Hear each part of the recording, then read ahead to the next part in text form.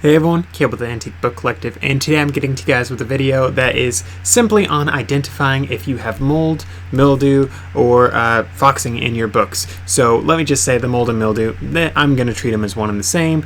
Odds are, if you guys do have mold, you know it's mold, but mildew is just a kind of mold, so I will use them interchangeably, but just know I'm not talking about the fuzzy-wuzzy mold when I say mold. I'm just talking about mildew. If you guys have mold, you don't need help identifying if it's mold or not.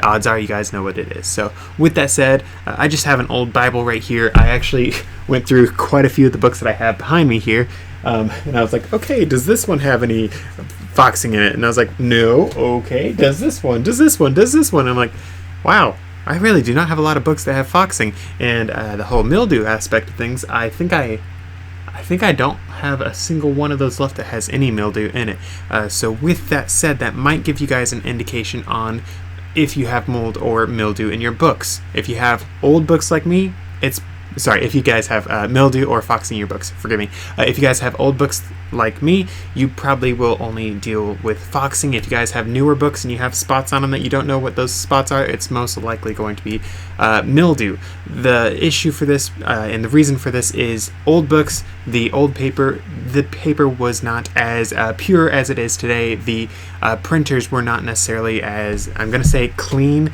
as they are today back then, and the whole reason for that is back then it was a printing press that literally you would have, they'd have like lead that they melt down into this specific letters, and they'd literally do that. Every single page gets pressed. That's why it's a printing press. They pressed every single page with all the text, all the pictures, all that sort of stuff. Nowadays it's just like the inkjet stuff and laser printing and all that jazz, which doesn't require direct contact with things. And with that said, foxing, a lot of the foxing that you guys will actually see is either a impurity in the paper itself, or it's going to be an impurity that was actually introduced by the printing press itself. So with that said, I just saw one a second ago, but this Bible here actually has a good amount of foxing in it. Not a ton, but enough that it should not be too hard for me to find again, unless of course if I'm doing it on camera, in which case it will be completely and totally impossible for me to find it in any amount of time.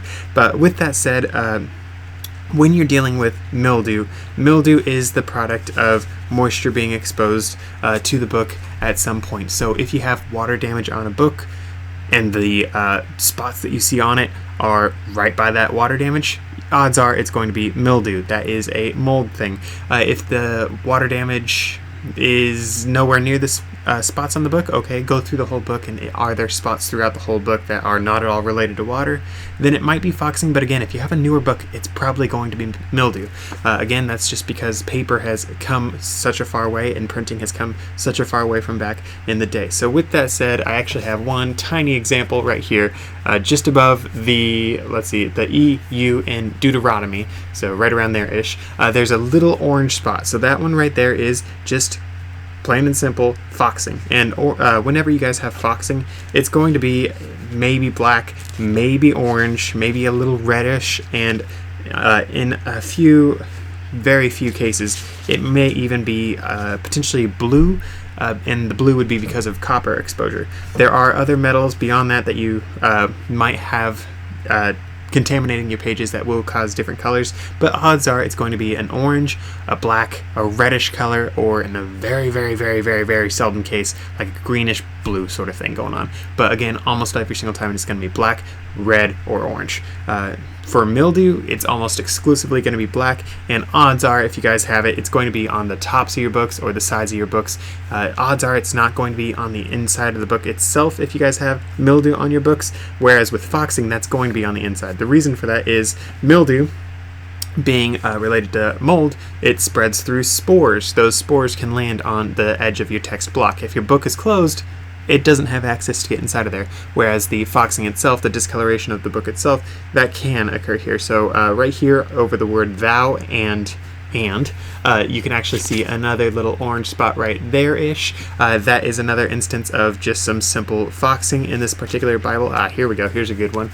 Here's two that you should be able to see pretty clearly. So the actual foxing looks like it is on this part, but you can see actually printed onto this other part here just from the long-term exposure. So this being this specific color, I would almost guarantee is from iron contamination.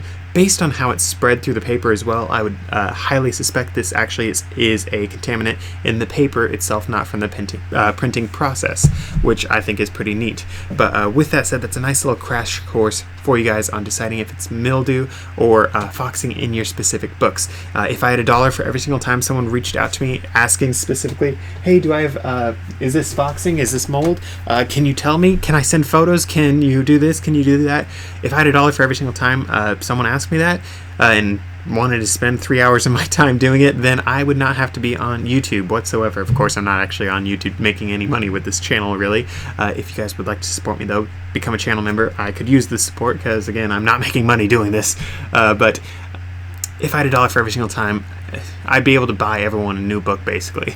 It's crazy how many times I've had people reach out, and end of the day, I don't know. I can't tell you for sure. I can ask you a couple simple questions, but end of the day, if it's a new book and it has spots on the edge of the text block, it's almost guaranteed to be mildew. If it's a book and it has it, the book's always closed, but for some reason there's a couple spots on the inside, and those spots are potentially colors of oxidized metals, then that's probably going to be foxing, unless of course if there's been moisture involved in any way, shape, or form. Even if you guys have a book that gets wet and it's like totally and completely submerged and mildew starts to take over, odds are it's still going to only take over on the outsides of that text block. It probably won't be able to penetrate into the text block itself onto the main surface pages that you guys are going to be reading your words on. Of course, there's a lot of issues with mold and mildew. Don't deal with that. You guys have health issues, all that jazz. Look up your own financial whatever, I don't know.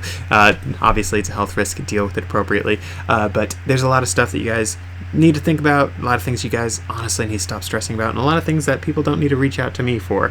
That whole side of things, it's really something you guys can establish pretty easily on your own. Whenever these people reach out, basically it always comes down to, do you live somewhere wet or do you live somewhere dry? If you live somewhere dry, odds are it's going to be foxing, and if the book is old, odds are it's going to be foxing. If you live somewhere wet and you have a newer book and it's covered in spots, odds are that's mildew. It's pretty straightforward, pretty cut and dry, and it's pretty much something that I'm tired of wasting my time answering, if we're being honest. Of course, yes, I am happy to help people on quite a few different things. I actually, please don't reach out to me with asking for advice on every single book that you ever buy, but I've had quite a few people reach out and they're like, hey, does this book look like something I should actually get, or this or this or this or this. I have lots of people reach out with all these different things. Obviously, I'm not your expert for hire for every single random thing you guys might have pop into your heads, but yeah, I will help every now and then. And I actually just had someone this past week actually reach out. She had some questions on a book that she picked up at an estate sale, and it was the first edition of one of Charles Dickens' books. Was that Charles Dickens?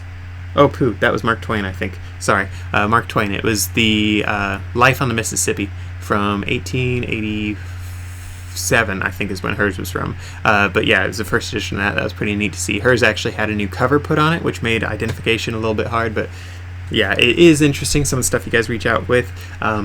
It's not something I want to spend all my time doing, because literally, guys, that can eat into hours of my time, all the different responses, and again, I'm not making much money at all on this YouTube channel, so spending extra time helping people, as much as I do like helping people as a person, I cannot afford to help everyone as a businessman and also as a person, because as a person, I need to eat.